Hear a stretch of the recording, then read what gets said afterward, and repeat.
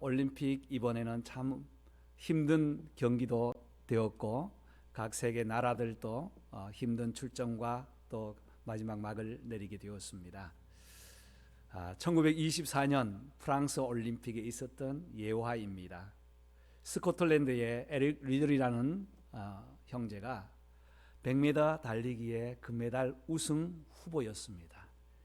이 친구는 달리면 그냥 달리는 것이 아니라 발바닥이 땅에 닿지 않도록 날아가는 그런 선수였어요.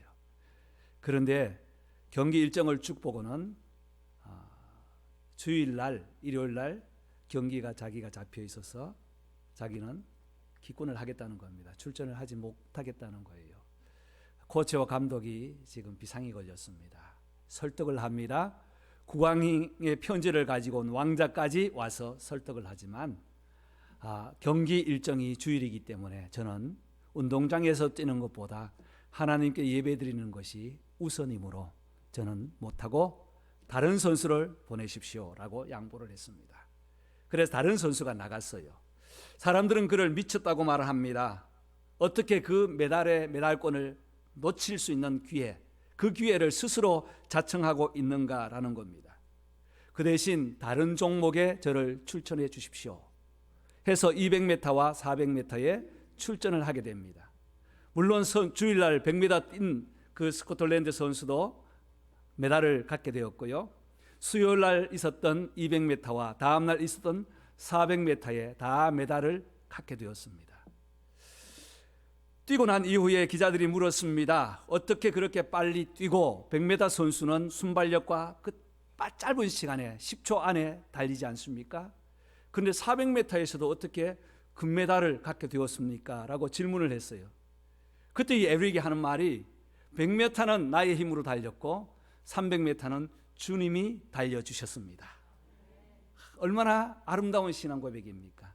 그의 아버지는 중국에서 선교사의 사역을 감당했고 그는 다시 신학을 공부하고 나서 중국에서 선교사로서 일생을 마치게 됩니다.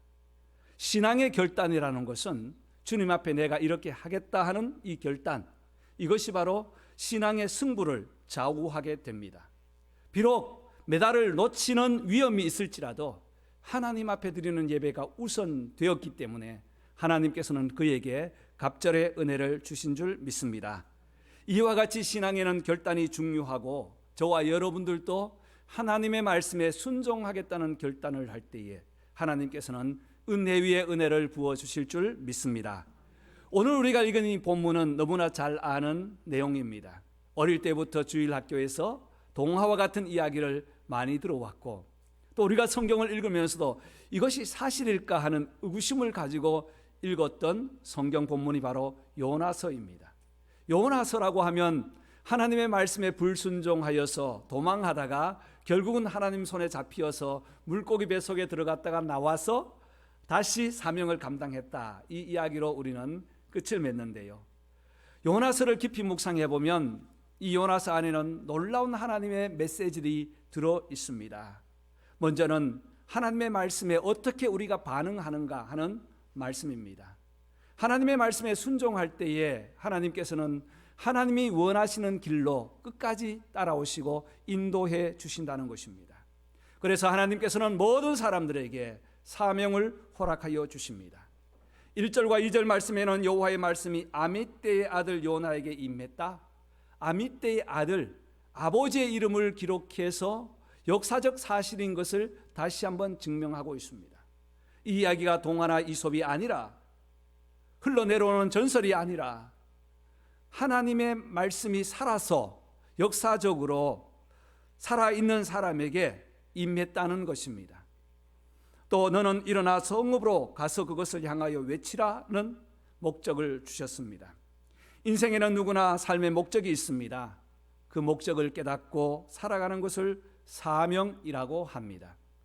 우리가 앞에 있는 화면을 바꾸었는데요. 빅스크린 참 잘 사용해 왔습니다. 오랫도록 우리가 환하게 크게 잘 사용해 왔는데 스크린의 사명은 무엇입니까? 깨끗하고 환하게 비춰서 보는 사람들에게 지장이 없도록 하는 것이 스크린과 프로젝터의 사명입니다. 그러나 오래되고 낙후되면 고장이 납니다. 사명을 다하지 못할 때는 여러 차례 뜯어 고칩니다. 고치다가도 안 되면 어떻게 하죠? 바꿔버립니다. 이것을 가지고 사명이라고 하죠. 여러분 어때요? 잘 보이십니까? 네, 감사합니다. 하나 더 달려고 준비해놨는데 시간이 다음 주에 아마 달 것 같아요. 요나에게도 하나님께서는 사명을 주셨어요. 요나는 어떤 사람인가? 북이스라엘의 선지자였습니다. 열왕기하 14장 25절 보면 요나 이야기가 나오는데 여로보암 2세 때에 이 왕은, 여로보암 왕은 요나의 조언을 잘 들었습니다. 그래서 나라가 북이스라엘 중에는 가장 부강하고 가장 편안한 시대가 여로보암 2세 때였습니다. 그때 선지자가 누구였나 하면 요나였어요.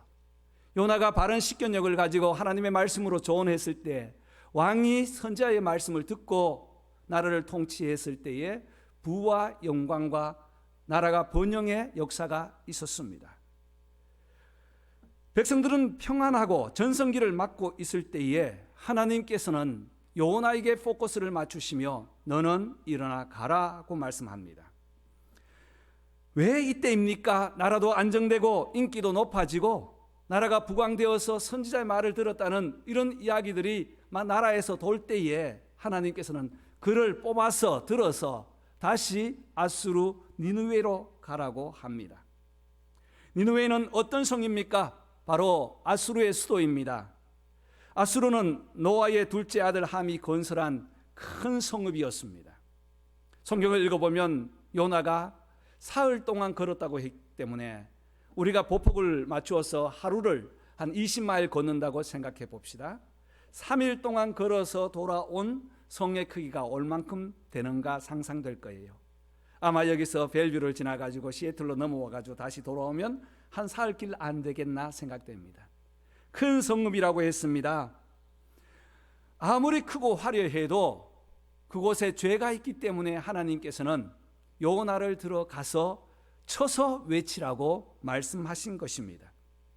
이사야 10장 12절에는 주께서 주의 일을 시온산과 예루살렘에 다 행하신 이후에 아수르 왕의 완악한 마음의 열매와 높은 눈의 자랑을 벌하시겠다고 말씀하셨습니다. 이 아수르 나라에 있는 도시 니느웨라는 것이죠. 또 아수르는 이스라엘을 여러 차례 침략하여서 원수 같은 나라입니다. 그런데 이런 곳에 가서 하나님의 말씀을 외치라고 하니 요나가 쉽게 갈 수 있었겠습니까? 또 이스라엘 이 문화에서는요, 간다는 것이 죽는 것과 같은 문화였어요. 오는 사람들에게는 마음껏 대접해 주라는 나그네 환대법이 있어서 그들은 문을 열고 나그네와 고아와 과부들을 잘 대접합니다. 그런데 내가 어디에 가서 하나님의 일을 한다는 이 사명은 특별한 사명이 아니면 할 수 없는 문화권이었습니다. 그래서 구약 성경에 보면 가서 전했다는 내용이 거의 없어요. 찾아왔을 때 한 것을 볼 수 있습니다. 그런데 이 사람에게 이런 곳에 가라고 하니 얼마나 주저하고 망설였겠습니까? 우리가 단순하게 3절 말씀에 그는 다시스로 가는 배를 타기 위하여 요바로 내려왔다 이렇게 보지만 그 사이에는 여러 갈등과 여러 시간들을 가지고 기도하면서 갈등했다고 봅니다. 여러분이라면 어떻게 하시겠습니까? 여러분이 지금 저 북한에 가서 복음을 전하라는 사명을 주셨다면, 아니 나와 가까운 곳에 살지만 참 만나기 어렵고 불편한 관계에 있는 사람에게 복음을 전하라는 그 말씀을 받았다면 어떻게 하시겠습니까? 하나님, 우리나라를 침략한 원수의 나라입니다. 심판받고 멸망하는 것이 마땅하지 않습니까? 할렐루야 하면서 기도하지 않겠어요? 내가 하나님의 심판을 선포한다고 외친들 그들이 듣겠습니까? 내가 이곳에도 할 일이 많은데 왜 거기까지 가야 합니까? 하나님, 뭔가 사람을 잘못 선택하신 것은 아닙니까? 라고 기도하지는 않겠습니까? 그런데 하나님께서 요나를 그곳에 보내려고 하셨던 그 목적은 분명히 있습니다. 먼저는 하나님의 사랑 때문입니다. 하나님은 원수도 사랑하시고 의인도 사랑하시고 죄인도 사랑하시는 하나님 아버지의 사랑하심이 니느웨 성 안에 있는 살고 있는 영혼을 사랑하시기 때문에 요나를 선택해서 보내시게 되었습니다. 또 하나는 니느웨의 성을 보면서, 그 타락성을 보면서 지금 내가 살고 있는 북이스라엘 이 땅을 한번 거울 삼아 보아라는 것입니다. 그곳에서 죄가 간영하여 상달되었다는, 악독이 나에게 상달되었다는 이 말씀을 들을 때에 너는 너의 나라를 한번 둘러보아라. 부강하고 잘 사고 힘이 있고 백성들이 번영을 누린다 하여도 우상 단지들이 구석구석 서 있는 사람들의 마음에는 하나님에게서 떨어져 멀리져 있는 너희들의 마음을, 나라를 다시 한번 돌아보아라고 그 목적을 가지고 보내신 것입니다. 또 하나는 오늘 이 시대에 우리에게 적용한다면, 우리가 요나서의 말씀을 묵상하면서 우리에게 말씀을 주시려고, 나에게 말씀을 주시려고 이 말씀을 주셨다고 봅니다. 우리가 살아가는 이 시대는 어떻습니까? 니느웨의 성과 같은 권력과 부와 명예를 자랑하고 살아가는 시대가 아닙니까? 하나님 없이도 큰 소리치면서 살아가는 이 시대의 현실 아닙니까? 우리를 크리스찬으로 세우시고 부르시고 하나님의 자녀로 세워주셨는데 이 땅에서 살아가기가 참 쉽지 않는 시대에 우리가 살아가면서 요나는 하나님의 사명을 받고 갈등하면서 다른 곳으로 도망을 하였습니다. 그렇다면 저와 여러분은 하나님의 사명을 받을 때에 우리는 어떻게 살아야 하는가 하는 말씀을 우리에게 다시 한번 경고하고 권면하고 계시는 주님의 말씀입니다. 사랑하는 성도 여러분, 이 말씀을 보면서 저와 여러분들도 말씀 요나서를 거울 삼아 우리 자신들을 돌아보고 하나님이 우리에게 사명을 주시고 말씀하실 때에 순종하는, 사명에 순종하는 자들이 다 되시기를 주님의 이름으로 축복합니다. 두 번째 3절 말씀에는 사명을 피해 도망하는 요나의 모습을 보십시오. 3절 말씀입니다. 그러나 요나는 여호와의 얼굴을 피하려고 일어나 다시스로 도망하려 하여 욥바로 내려갔더니 마침 다시스로 가는 배를 만난지라. 여호와의 얼굴을 피하여 그들과 함께 다시스로 가려고 배삭을 주고 배에 올랐더라. 의도적으로 도망하려고 했던 단어들이 여러 단어가 있습니다. 무엇입니까? 얼굴을 피하려고 하는 겁니다. 얼굴을 피하려고 의도적으로 반대 방향으로 갔다는 것입니다. 욥바로 내려가는 것은 반대 방향이었습니다. 맵을 잠깐 보시면 니느웨와 다시스는 완전한 반대 방향이에요. 니느웨는 북쪽입니다. 시리아의, 지금 현재 시리아의 동북부요, 이라크의 북부요, 터키의 남동부요, 이란의 서쪽에 있는 아주 요충지와 같은 지역이 바로 이 니느웨의 성이라는 거예요. 고고학자들은 정확하게는 지금 이라크 땅에 있는 모술이라는 지역에서 많은 유적들이 나오는 것 보아서 이것이 바로 니느웨가 아닌가 그렇게 확정하고 있습니다. 4개 나라의 접정지에 있는 이곳, 이스라엘 땅에서 보았을 때는 북동쪽으로 올라가야 마땅한데 그는 욥바에서 다시스, 즉 스페인에 있는 어떤 도시, 화려한 도시, 무역의 도시를 향해서 그는 욥바로 내려갔더라. 왜 욥바로 갔습니까? 항구 도시여서 도망하기 위하여, 여호와의 얼굴을 피하려고 도망하여서 욥바로 내려가게 되었습니다. 사람이 사랑하면 얼굴을 보고 싶지만 미워하면 피하지 않습니까? 성경에도 여호와의 얼굴을 피한 사건들이 몇 사건이 있습니다. 아담과 하와가 하나님의 말씀에 불순종하여 여호와의 얼굴을 피하여 숨었습니다. 창세기 3장 8절에 아담과 하와가 나무 사이에 숨었어요. 가인이 아벨을 죽인 후에 여호와의 낯을 피하여 창세기 4장 7절에 피했습니다. 부담이 되고 어려움이 있으면 사랑하는 사람은 만나는데 어려움이 있을 때는 피하게 되는 것이 사람입니다. 요나도 마찬가지입니다. 니느웨와 다시스는 정반대 방향이지만 욥바에 갔더니 마침 다시스로 가는 배가 기다리고 있는 거예요. 얼마나 기뻤겠습니까?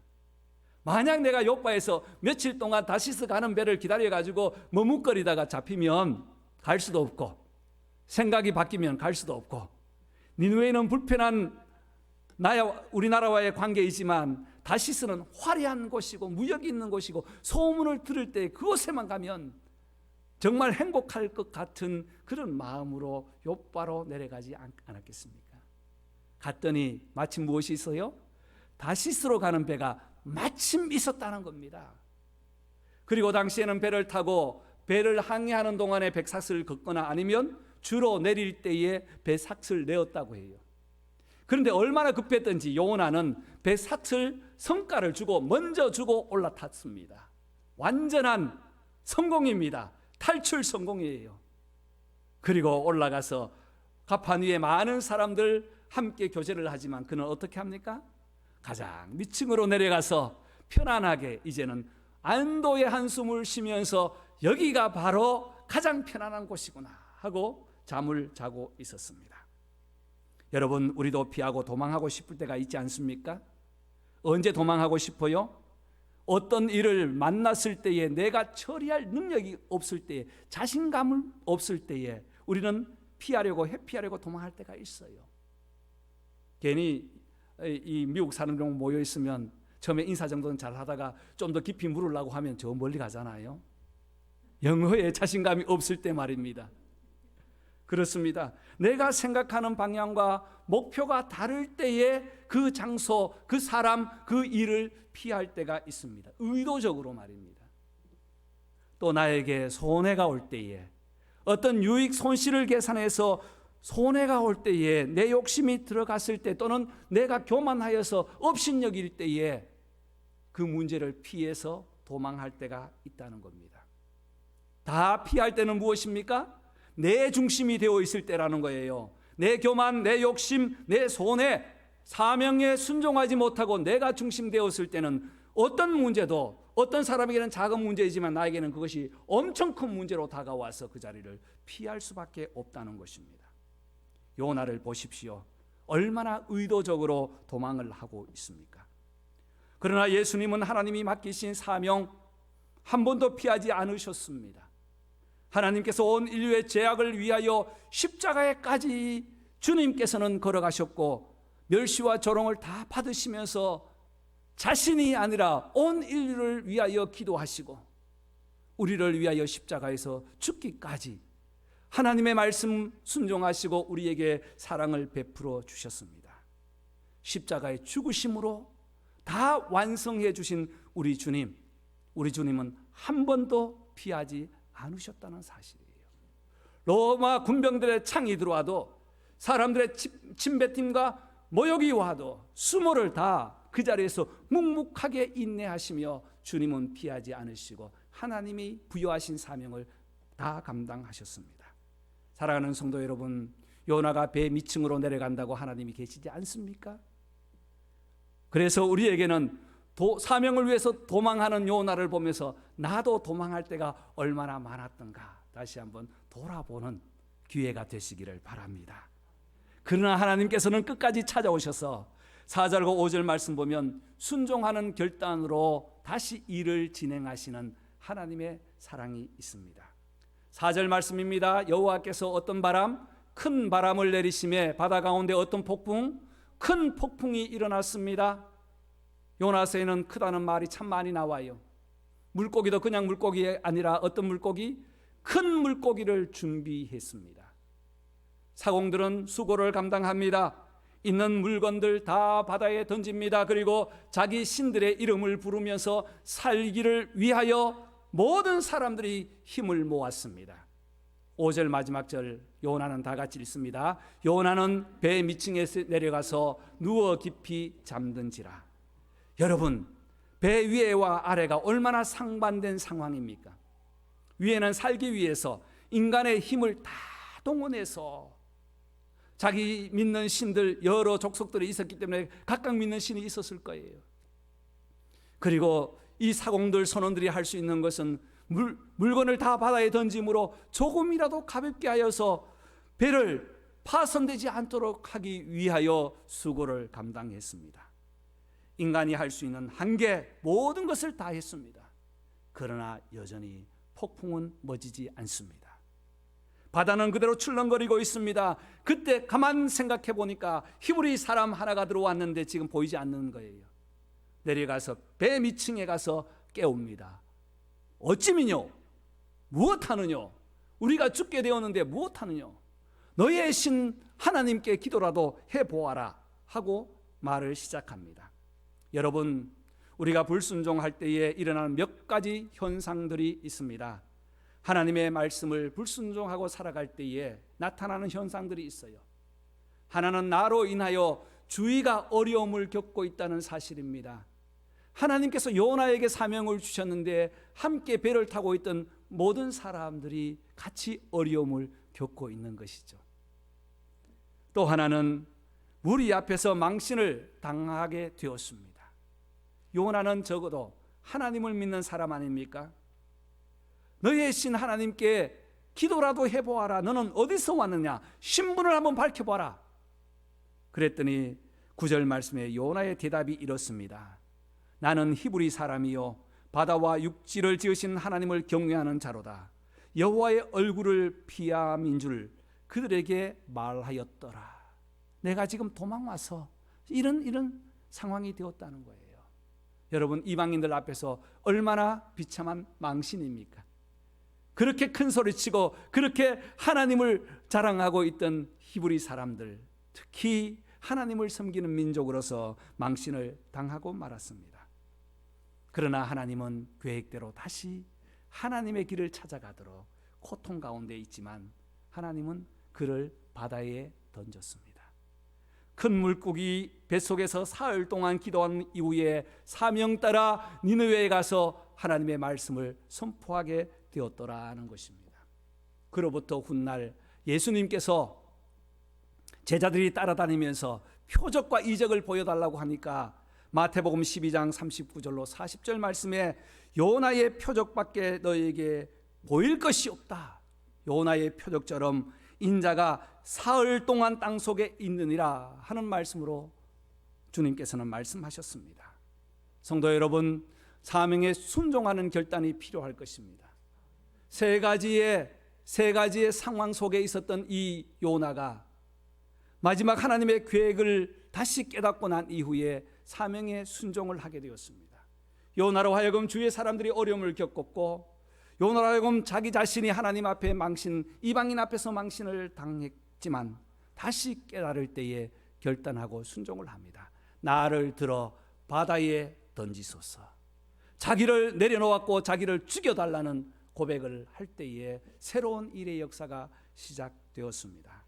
사랑하는 성도 여러분, 저와 여러분들도 하나님께서 부여해 주시는 사명이 있습니다. 사명을 거부하면 풍랑을 만나지만 사명에 순종하면 십자가를 바라보게 되는 줄 믿습니다.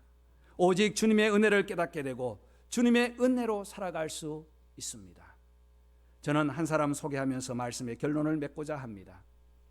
한국에서 숨겨졌던 한 선교사, 여성 선교사인데 이분은 32살 간호사로 한국에 왔습니다.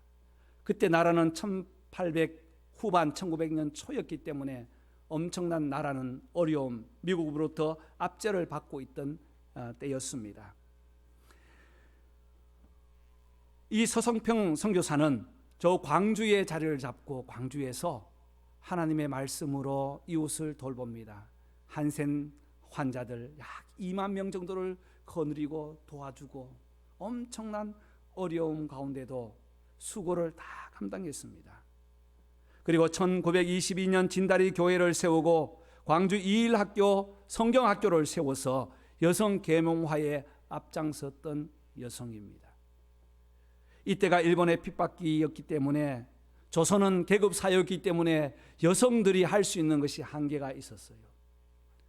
함부로 다니지도 못하고 외치지도 못하는 시대 아닙니까? 계급이 있었잖아요.